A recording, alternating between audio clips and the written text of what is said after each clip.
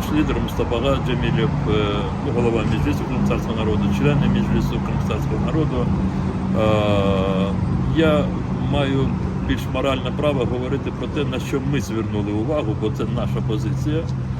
Ми говорили про те, що з певних часів, зокрема, як пройшли вибори в Сполучених Штатах Америки, в нас є певні, не певні, а дуже глибокі стурбованості, і вони витікають з того, що хтось бере на себе право говорити про Крим, про долю Криму, і ми пану міністрові сказали про те, що Меджліс кримського народу дуже чітко висловив свою позицію неодноразово в своїх заявах, і ця позиція, вона витікає з наступного.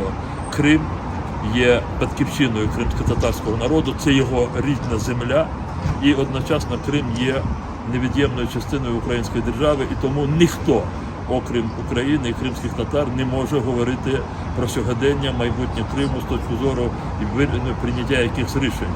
Ми сказали про це. Друге, те, на що ми звернули увагу, це політичні переслідування в Криму, що кожний обмін, який відбувається, він приводить до великої розгубленості, розпачу серед рідних, серед цього народу, бо наші люди, політв'язні в Криму, Росія не допускає їх до обговорення. Ми обговорили різні варіанти, які могли би бути запущені для того, щоб можливо звільнити цих людей. Ця тема була дуже такою важливою.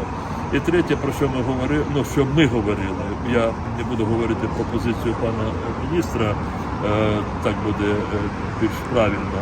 Ми говорили про те, що росіяни можуть говорити про будь-які свої наміри щодо Криму, щодо кримських татар, і вони це вже говорять, але правда полягає в тому, що вони будуть робити все напроти того, що вони говорять. І тому перебування Криму під контролем Росії – це є остаточне знищення кримсько-татарського народу. Зрозуміло, що ми обговорювали інші питання, які з нашої точки зору можуть полегшити становище і нашого народу в окупованому Криму.